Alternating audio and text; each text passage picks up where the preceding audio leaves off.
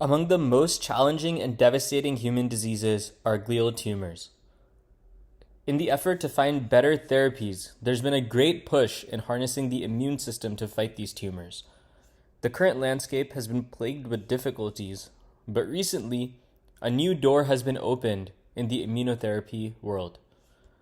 My name is Shridhar Parthasarathy, and I'm a second-year MD-PhD student at Penn, just closing out my neurosurgery rotation. And I'm excited to spend a few minutes talking about a recent study published in Nature by Kwok et al. From the lab of Dr. Hideho Okada at UCSF.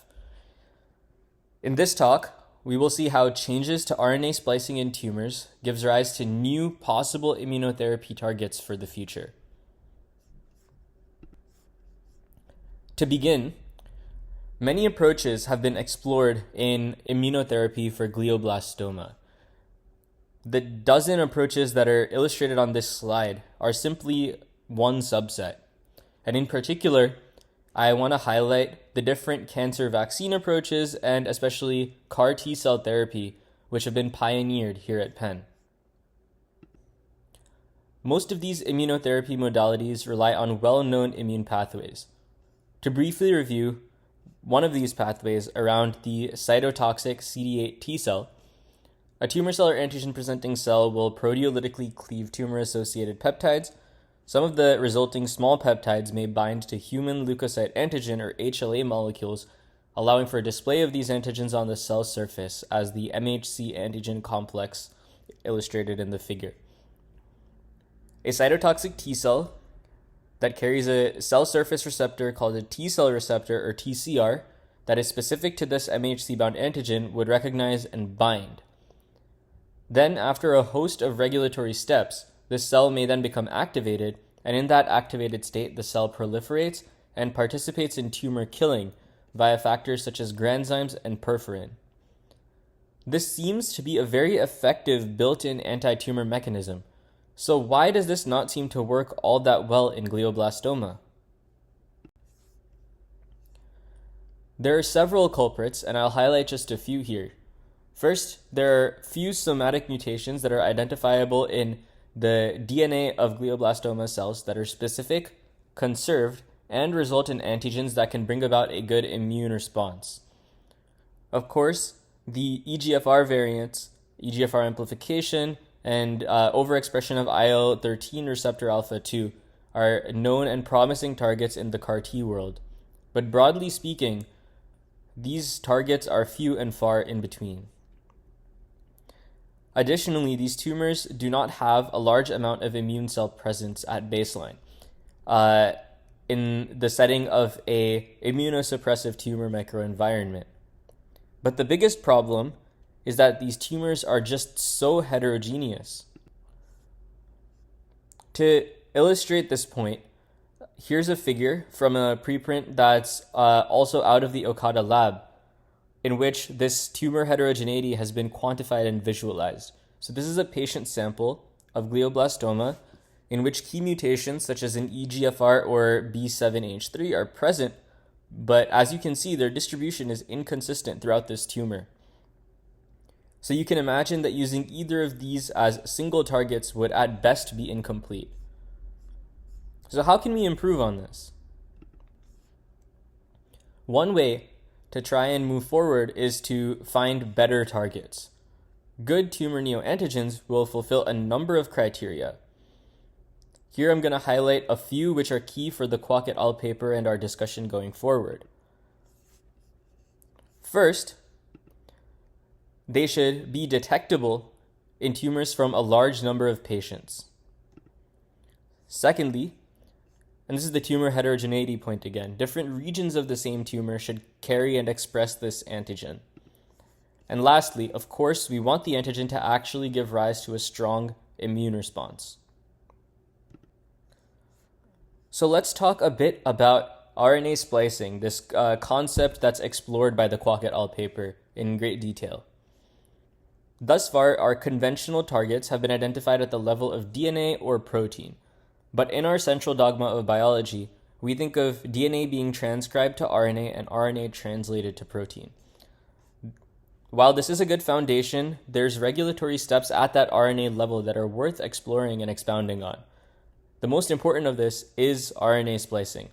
Essentially, the RNA molecule that you get from transcribing the DNA on the left is not the same RNA molecule that's translated to protein on the right. There are large chunks of this that are going to be excised by splicing machinery first. As you can clearly see, different patterns of cutting and pasting the RNA will lead to vastly different protein products. This pattern of alternate mRNA splicing is critical to the complexity of the brain and to its diseases, and in recent years we've been appreciating this more and more. I'm going to illustrate two examples here. The first is from my previous work on an ultra-rare genetic neurodevelopmental disorder in which we find that alternative splicing is critical to the disease presentation. The second is kind of on the opposite end of the spectrum entirely. It's a study from the Gandel Lab here at Penn in which they look at the whole brain transcriptome in the most common neuropsychiatric disorders and find numerous novel splicing patterns in the brain that are implicated in these diseases. So we can see that RNA splicing is critical in the most rare and in the most common neurological diseases. So why not in cancer as well? That question is going to be key to the new Kwok et al. Study. In particular, we will see how aberrant splicing in tumors gives rise to antigens that fulfill that immunotherapy target checklist we discussed previously, which I'm going to keep in the corner here for reference as we discuss further. So let's dive into the study. They began by examining RNA sequencing data from the Cancer Genome Atlas, or TCGA project. They mined hundreds of samples across different primary tumor sites for alterations to RNA splicing that are specific to tumors, meaning they're not in normal tissue, as well as splicing alterations that are common across patients with a specific tumor. As you can see in the plot, they find many such candidates meeting this criterion of being relatively common tumor-specific variants. But you might ask, even if we detect a variant in some of the tumor like this, aren't we still going to run into that big heterogeneity problem? Are any of these really expressed throughout the tumor? This is a completely fair question, which the authors address by looking at a cohort of patients with gliomas where they took multiple biopsies from different sites. As you can see in the example on the left, the biopsies are quite spatially distinct. So, by examining RNA sequencing in these separate regions of the tumor, they find that there are some tumor splicing variants that are present in all of the biopsy sites for a single patient. This is of course a small fraction, but in many patients, more than half of the splicing variants were at least somewhat conserved throughout the tumor. This means that even in the face of intratumor heterogeneity, there are some candidates that do seem to stick around. But are any of these capable of producing a strong enough immune response? This was explored by meticulously tracing candidate neoantigens across the entire cytotoxic T cell pathway. I'll highlight some of the steps here anchoring on this figure from earlier. They begin by identifying small peptides that could be translated from the candidate splicing variants and predicting binding affinities to HLA subtypes. Then, with immunoprecipitation and mass spectrometry, they experimentally verified that some of these splicing variants result in epitopes that are indeed HLA bound and displayed on the surface of cells.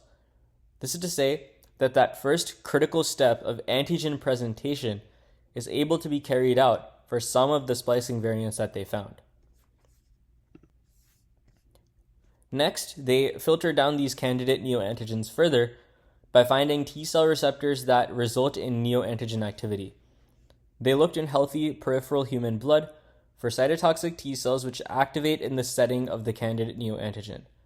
This gave them T cell receptors that are both specific to the splicing antigen and able to robustly enact the signaling that's needed for T cells to be activated.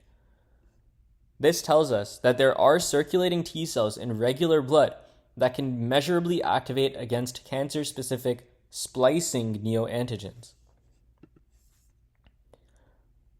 Once they've identified these neoantigen reactive T cell receptors, they transduce them into cytotoxic T cells and co-cultured them with glioblastoma cell lines. In essence, this is putting tumor-killing cells together with the tumors they're supposed to kill, where the tumor-killing cells should only activate if they see specific splicing variants, and the tumor cells should be expressing those variants. So if we see tumor killing in that setting, that should be happening because of the splicing neoantigen. In order to really seal this, they also compare against co-cultures with blocks against HLA in the top row of graphs, or by comparing with cultures lacking the right HLA subtype with transduction of this HLA subtype in the bottom row. What this tells us is that the tumor killing is dependent on the HLA and therefore on the neoantigen HLA pair. In effect, this figure depicts the cytotoxic anti-tumor CD8 T cell pathway in action. All of this is caused by tumor-specific changes, not to DNA, not to a gene, and not to expression levels of a known protein. Instead, this is all brought about by changing simply in the cutting and pasting of RNA together. I want to conclude by really emphasizing this point. RNA splicing is a treasure trove in the search for answers and in the search for therapies. We've seen this emerge in other diseases, and thanks to this study from UCSF, we're seeing this in a critical way in glioblastoma as well. With further study and with greater understanding of RNA splicing neoantigens going forward, this may represent a new path to robust targets for immunotherapies and for dealing a major therapeutic blow to these most challenging of cancers. Thank you all so much for your attention.